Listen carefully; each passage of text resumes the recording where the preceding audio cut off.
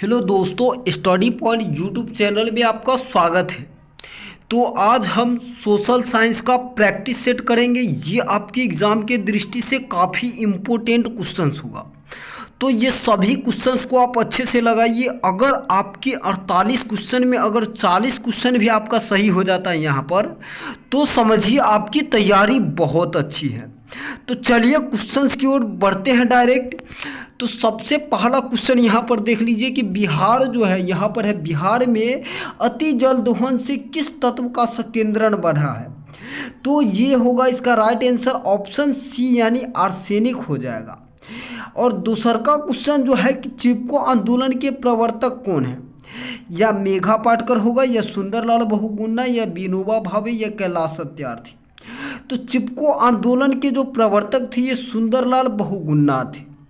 और चिपको आंदोलन क्यों हुआ था, तो आपको याद रखना है वृक्ष के बचाव से संबंधित है।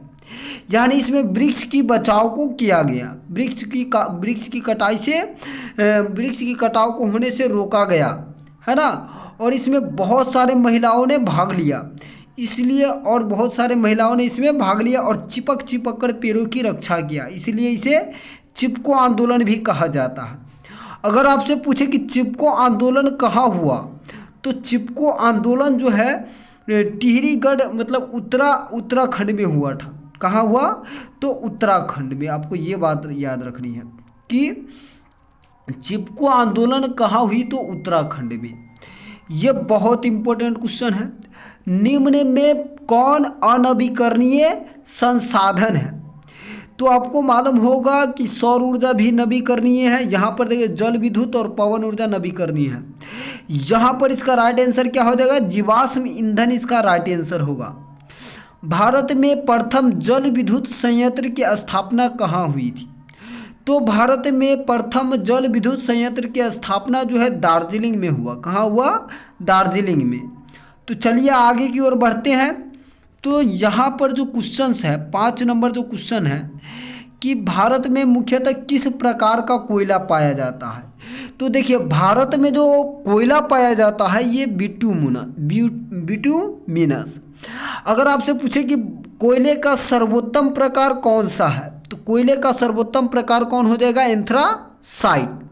अगर आपसे पूछे कोयले का सबसे खराब मतलब पार्ट कौन सा है, तो पीट। इसका आंसर क्या हो जाएगा, पीट। तब कोयले का अगर खराब प्रकार पूछे तो पीट होगा, कोयले का सर्वोत्तम प्रकार पूछे तो एंथ्रासाइट होगा।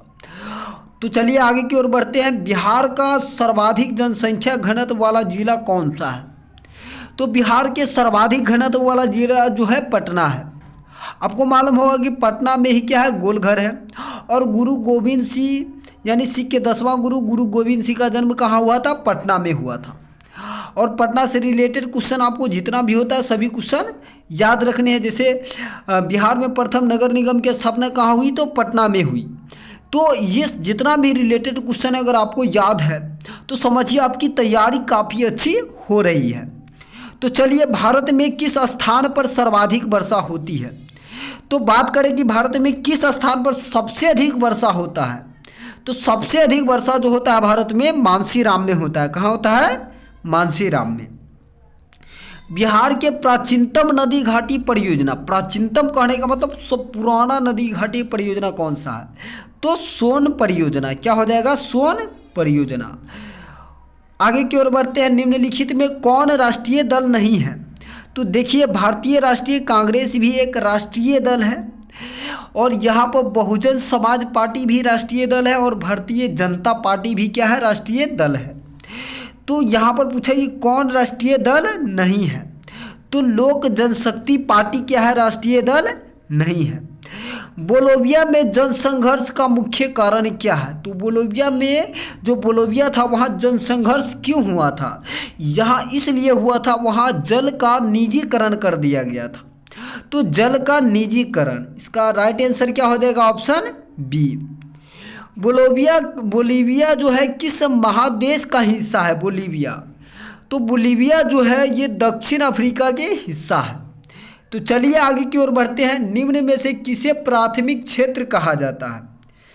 तो प्राथमिक क्षेत्र हम कृषि क्षेत्र को बोलते हैं। और वहीं तृतीय क्षेत्र को सेवा क्षेत्र, औद्योगिक क्षेत्र मतलब जो है दूसरे क्षेत्र को।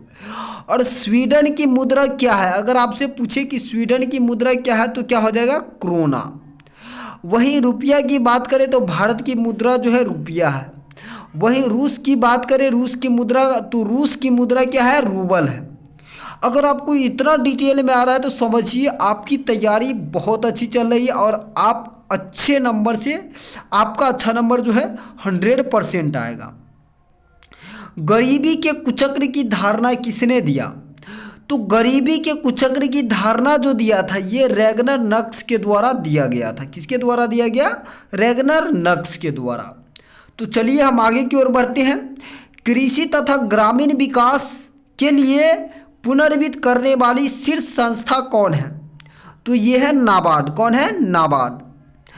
भारतीय रिजर्व बैंक की स्थापना कब हुई थी, अगर आपसे पूछे कि यानी आरबीआई का जो स्थापना जो है कब हुआ, तो 1935। इसका राइट आंसर ऑप्शन ए हो जाएगा।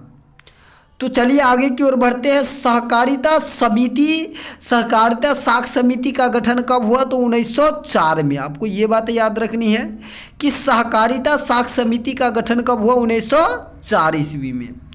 भारत की वित्तीय राजधानी किस नगर को कहा जाता है, तो जो भारत का वित्तीय राजधानी था, है ना, तो वो मुंबई था। भारत का वित्तीय राजधानी क्या था, मुंबई था। तो ये बातें भी बहुत आसान है। भारत में सकल घरेलू उत्पाद में किस क्षेत्र का सर्वाधिक योगदान है, तो सेवा क्षेत्र का सर्वाधिक योगदान है। स्वर्ण आभूषण की शुद्धता के सुनिश्चित करने के लिए किसी मान्यता प्राप्त चिन्ह का होना आवश्यक है।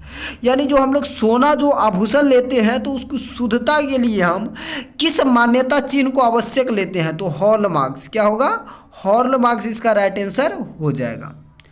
उपभोक्ता संरक्षण अधिनियम कानून कब लागू हुआ, तो 1986 में।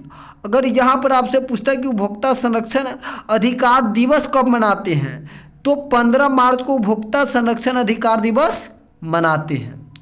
अगर पूछे आपसे कि अंतर्राष्ट्रीय महिला दिवस कब मनाते हैं, तो आपको याद रखना है कि 8 मार्च को हम लोग क्या मनाते हैं, अंतर्राष्ट्रीय महिला दिवस। वहीं पूछ दे 1 मई को कौन सा दिवस मनाते हैं, तो मजदूर दिवस या श्रमिक दिवस। तो आपसे अगर इतना डिटेल में याद है तो समझिए आपकी तैयारी काफ़ी अच्छी है।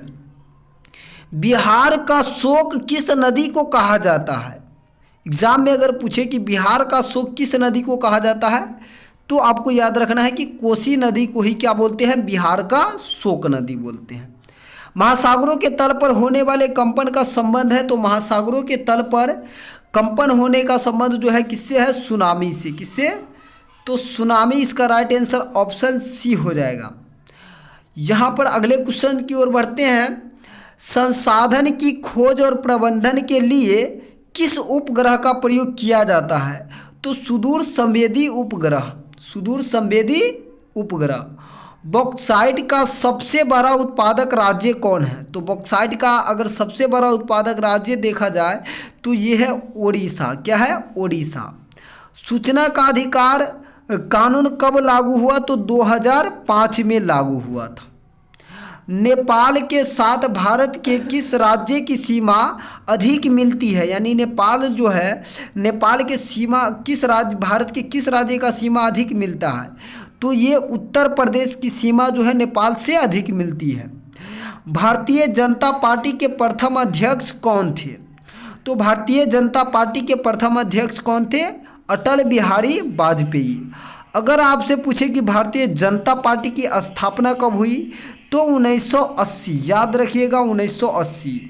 वहीं जनता पार्टी की स्थापना पूछे तो 1977 याद रखिएगा। तो चलिए आगे की ओर बढ़ते हैं। पंचायती में महिलाओं के लिए कितनी प्रतिशत स्थान आरक्षित है, तो 50% स्थान आरक्षित है।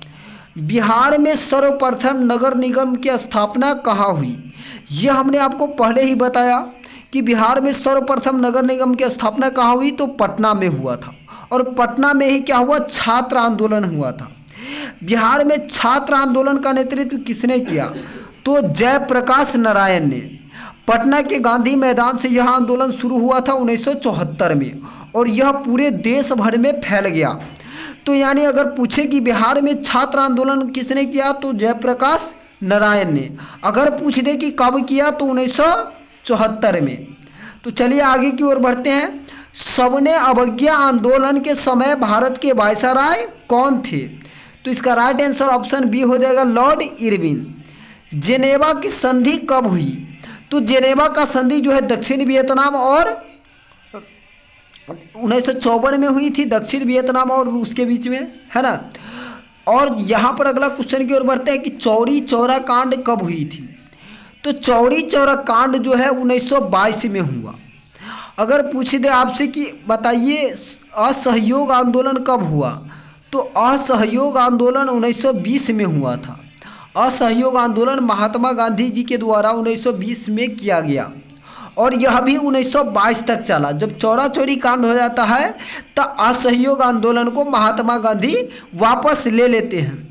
अगर आपसे पूछे कि जो आपसे अगर पूछ दे कि जलियांवाला बाग हत्याकांड कब हुआ, बहुत इंपॉर्टेंट क्वेश्चन है, तो 13 अप्रैल 1919, याद रखिएगा 13 अप्रैल 1919 में। और रॉलेट एक्ट कानून भी कब पारित हुआ? 1919 में। Montagu Chelmsford 1919।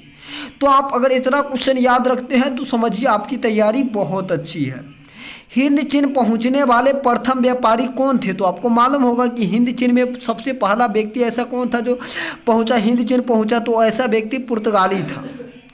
और पुर्तगाली कौन था? तो वास्को डी गामा, जो कि 1498 में सबसे पहले भारत आया। वियतनाम का एकीकरण कब हुआ? तो आपको मालूम होगा कि वियतनाम जो है आज़ाद कब हो जाता है? वियतनाम यानी फ्रांस के आधिपत्य से आज़ाद हुआ 1945 ईस्वी में। और वही बात करें तो 1975 ईस्वी में इसका एकीकरण होता है। काउंट काबूर ने विक्टर एमेनुअल को किस पद पर नियुक्त किया था? तो प्रधानमंत्री के पद पर नियुक्त किया था। किन्हें सीमांत गांधी के नाम से जाना जाता है? तो खान अब्दुल गफ्फार खान को। चलिए आगे की ओर बढ़ते हैं। मनरेगा शुरू हुई थी, तो मनरेगा जो है आंध्र प्रदेश में शुरू हुआ था। विश्व व्यापार संगठन की स्थापना कब हुई? तो 1995। यही विश्व श्रमिक, है ना, विश्व श्रमिक संगठन की स्थापना की बात करें 1919 ईस्वी में। ये भी आपको याद रखनी है। ब्रटलैंड आयोग संबंधित है, तो ब्रटलैंड आयोग किससे संबंधित है? सतत विकास से। प्रथम मानव विकास रिपोर्ट किस प्रधानमंत्री के कार्यकाल में जारी किया गया? अटल बिहारी वाजपेयी के। नीति आयोग का गठन कब हुआ? तो नीति आयोग का गठन जनवरी 2015 में हुआ। इसी का नाम इसका पहले नाम था योजना आयोग। इसका पहले नाम क्या हुआ करता था? योजना आयोग। अगर आपसे पूछे योजना आयोग की स्थापना कब हुई, तो 15 मार्च 1950। ये याद रखिएगा, 15 मार्च 1950, है ना। और इसके अध्यक्ष कौन होते हैं? प्रधानमंत्री होते हैं। और अगर पूछ दे कि योजना आयोग को भंग कर कौन सा आयोग बना, तो आपको याद रखना है नीति आयोग बना। भारत में सर्वप्रथम राष्ट्रीय आय का अनुमान किसने लगाया? तो भारत में सर्वप्रथम राष्ट्रीय आय का अनुमान जो लगाने वाला व्यक्ति है 1867 में लगाया, और वो है दादा भाई नौरोजी। ग्रामीण बैंक के संस्थापक कौन है? तो प्रो मोहम्मद यूनिस। तो चलिए आगे की ओर बढ़ते हैं। मोपला विद्रोह कहाँ हुआ था? तो मोपला विद्रोह जो है केरल में हुआ। भारत के प्राचीनतम कोयले की खान है तो झरिया। क्या है? झरिया। भारत में पहला जूट मिल कहाँ स्थापित किया गया? तो भारत में पहला जूट मिल जो है कहाँ स्थापित हुआ? तो कलकत्ता में स्थापित हुआ। तो अगर 48 में आपका 40 क्वेश्चन भी सही हो रहा है, तो 48 में अगर आपका 40 भी क्वेश्चन सही हुआ है तो आपकी तैयारी समझिए अच्छी है।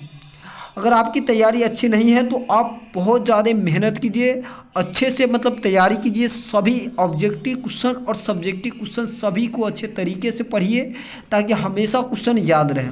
बार बार क्वेश्चन को प्रैक्टिस कीजिए, इससे क्या होगा कि आपको अच्छी तरीके से याद होगा। तो चलिए नेक्स्ट वीडियो में मिलते हैं। इस वीडियो को ज़्यादा से ज़्यादा शेयर कीजिए।